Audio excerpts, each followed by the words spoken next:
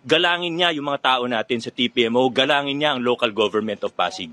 Nag-init ang ulo at naggalit si Mayor Vico Sotto matapos makarating sa kanya ang report ng ginawa ng bagong halal na kapitan ng Barangay de la Paz. Sinabi umano ni Chairman-elect Acaw Romualdez na kailangan muna siyang timbrehan ng TPMO o ng Traffic and Parking Management Office sa operasyon na gagawin sa kanilang barangay at sinugod pa umano nito ang mga enforcer.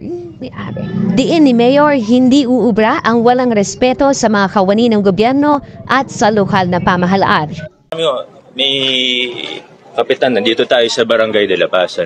Unang araw pa lang na nag-assume office si Kapitan Acaw, ganyan na kaagad yung ginagawa. Biro mo nagsabi sa TPMO natin, sinabihan yung TPMO natin na pag mag-ooperate daw ang TPMO sa Barangay de la Paz, kailangan daw tumimbre muna sa kanya, kailangan daw mag-abiso sa kanya. Ang kapal naman ng mukha niyan, first day pa lang, ganyan na.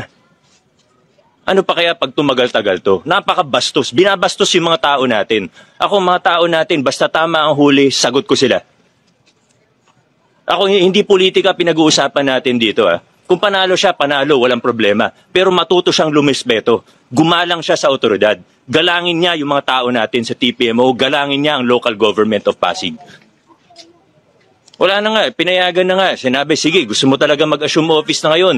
Pinayagan naman siya, hindi naman siya harangan . Nakiusap kami, baka pwede, sabay-sabay na lahat. Sa 20, sabay-sabay na. Di ba yun ang pakiusap sa lahat? Lahat, 29 barangays, pumayag. Okay, sige. Siya lang talaga ayaw. O di okay lang, karapatan niya yun.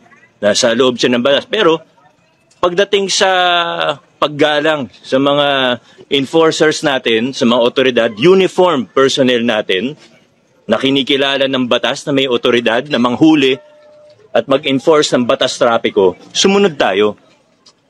Sumunod tayo. Walang kapitan-kapitan. Tanungin niyo kahit sinong enforcers natin. Ilan ang enforcers natin? Ilan hundred? 600? More than 600 traffic enforcers sa buong Pasig. Magtanong po kayo, kung tumawag kahit isang beses ang mayor para makiusap na wag hulihin si ganito, pakawalan si ganito, kahit isang beses. Tanongin nyo, isa-isahin nyo yung 600 plus enforcers natin, kahit isang beses, wala akong tinawagan para pagbigyan ng isang tao. Ngayon, first day pa lang of office niya, may tatawag sa kanya, tapos sasabihin, dapat hindi hulihin yan.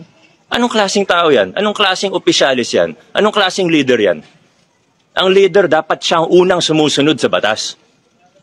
Unang araw pa lang gumagawa na ng problema. Isipin mo, para sabihan yung enforcer natin na bawal manghuli kung walang permiso niya?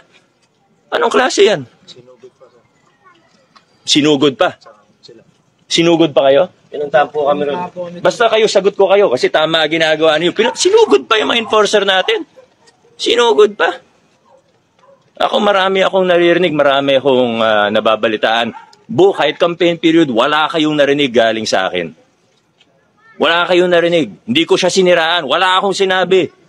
Dun sa mga nababalitaan ko, dun sa naririnig ko, mga abuse of authority, mga botante galing sa Rizal. Kasi wala naman akong ebidensya. Pero ito, sinugod niya mga tao natin na tama ang ginagawa, ay hindi ako papayag ng ganyan. Unang araw pa lang niya, gumagawa na siya ng problema. Nakakahiya naman sa mga taga-Barangay de la Paz. Tayo, ginagawa lang natin kung anong tingin natin ng tama, nasa loob tayo ng batas. Huwag ganyan. Okay po.